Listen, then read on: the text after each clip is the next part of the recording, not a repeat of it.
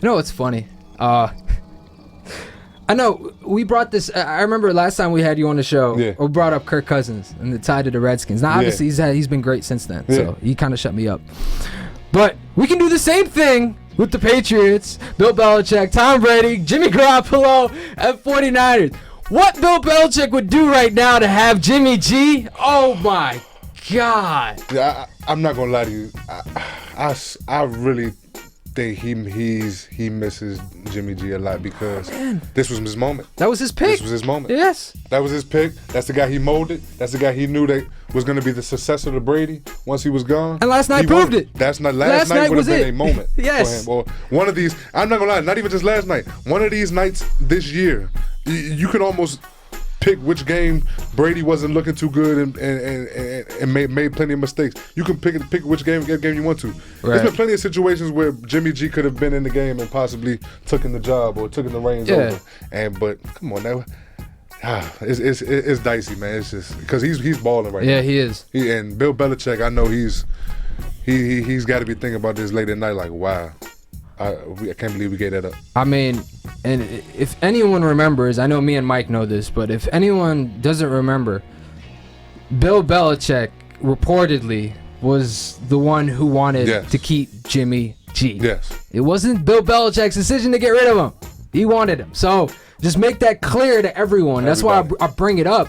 And like I agree with you about this entire season when it comes to San Francisco and people kind of underestimating Jimmy G earlier on because people were giving more credit to that defense, Joey Bosa, that front line. I'm not gonna lie to you, Banks. I was one of them. I was a big Jimmy G fan, but from what I saw early on in the season, I wasn't seeing that Jimmy G that. The money he was getting, like the hype he was getting, I wasn't seeing that Jimmy G yet. Right. But it was only because we didn't have to see that Jimmy G yet. This team was so good collectively, top to bottom. He didn't have to come out the gates looking like Aaron Rodgers, looking like Brady, one of the top quarterbacks, Brees, whatever. He didn't have to come out the gates like that. Basically, he just played his role, made sure he didn't turn the ball over, put the team in harm's way, and let this great defense and great running game offensive line do their work. Yeah. And then you have a situation with a game like yesterday. Right. Where his best is needed, and they need him to go into the dome and win a big game and put up points, and he did. So you're down. I'm holding back on. I've been down on the Jimmy G. I was just a little skeptical, but I'm good now. I just want to know if he's going to be consistent or not. Yeah. It's just so early. Yeah. Too early to tell. So, but I think I like what I'm seeing so far. Yeah, with just how complete that team is is the difference. Oh, man. Honestly, it wasn't just what he did in the dome.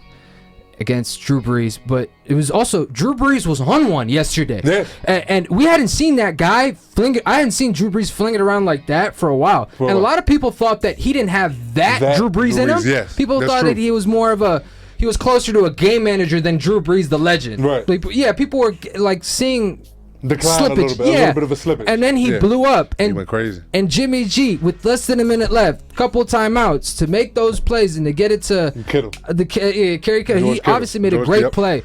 But Jimmy G was making the plays down the stretch. That was his moment to lead him in the field goal range and to win that game.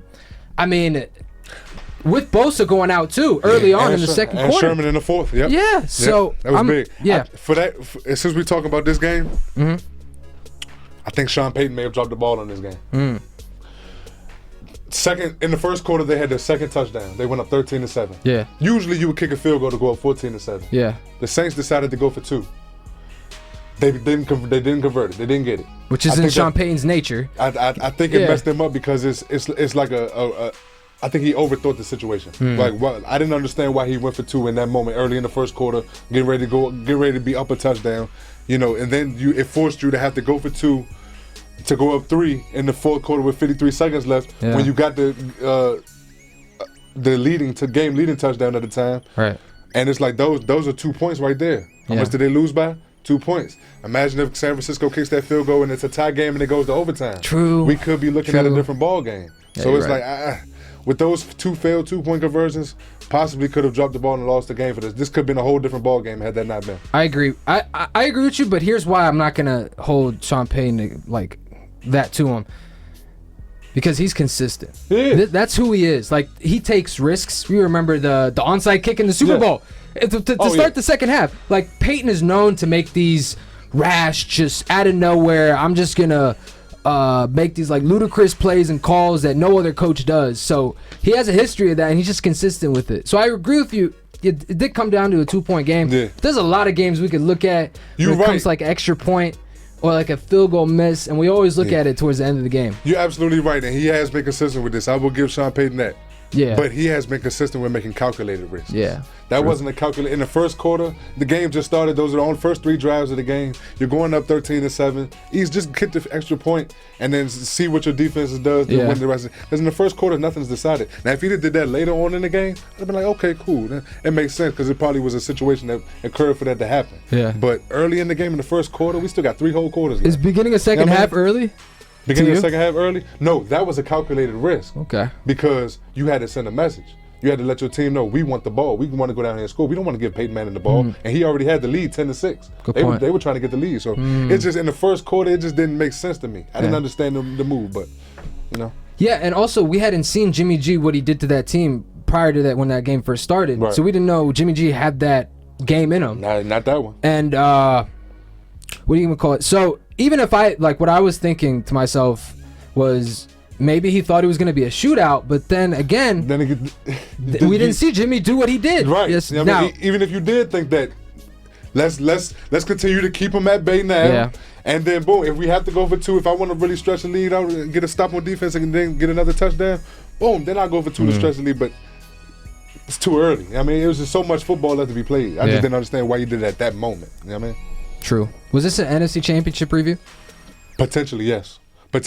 And I say that because the Saints are motivated off these last 2 years. Yeah. And then the 49ers winning that game means right now they've secured number 1 seed. Right. And at home, they're almost unbeatable. Right. You know, they lost that game in Seattle in overtime, but that game could have easily gone either way. Yeah. You know, so it's one of those situations where yes, this definitely could be an NFC preview. Who knows? We'll see. But there's a lot of work to be put into it. A lot of work. Yeah. Yeah, no question. But I've been impressed. I mean, this Niner team has been a pleasant surprise. Yes. Honestly, to this season. Yes.